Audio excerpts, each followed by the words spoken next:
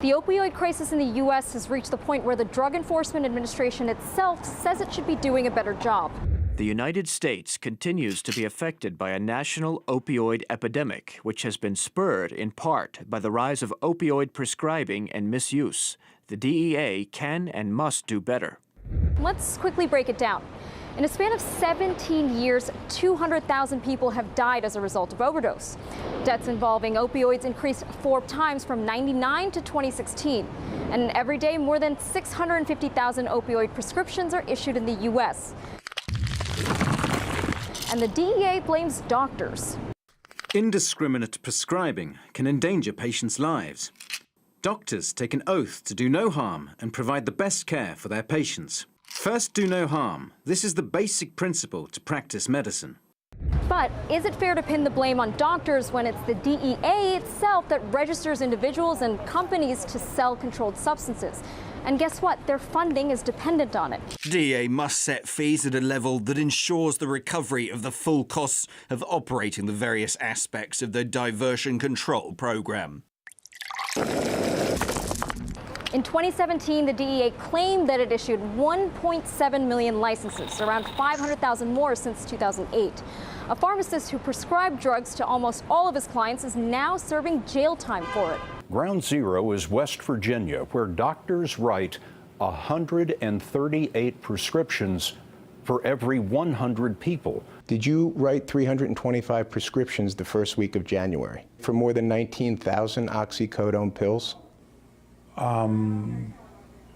Possibly. You don't know how many prescriptions you wrote? I don't. It may well be. He's still behind bars, but his license was never revoked. It just expired.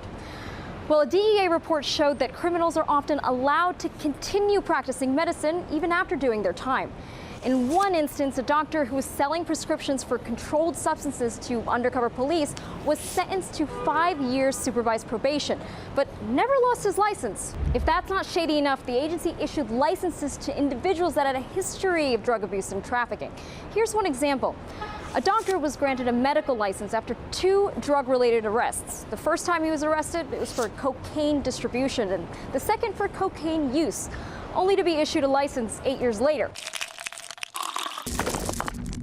Even well-intentioned, compassionate physicians have gotten caught up in the problem of overprescribing. I think the DEA does bear a responsibility, primarily in that their job was really to police whether or not opioids were being indiscriminately prescribed, dispensed, and even transported to these very small towns.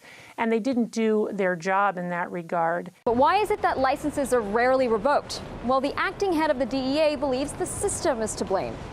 We have done a lot of civil fines, but when you look at major businesses, civil fines seem to have little impact, and I think that's part of the frustration.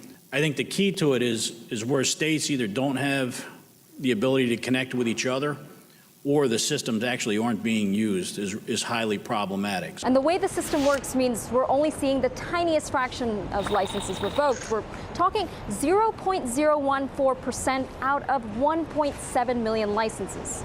So one of the things that we are now recommending is that before the DEA grant a license to a physician, there should be required education that physician should have in order to get the DEA license in the first place. What would be much more important is training physicians in how to safely prescribe opioids in the first place, and once they have prescribed opioids, how to monitor patients so that they can see whether or not that patient is becoming addicted, misusing the opioid, or diverting it to other sources.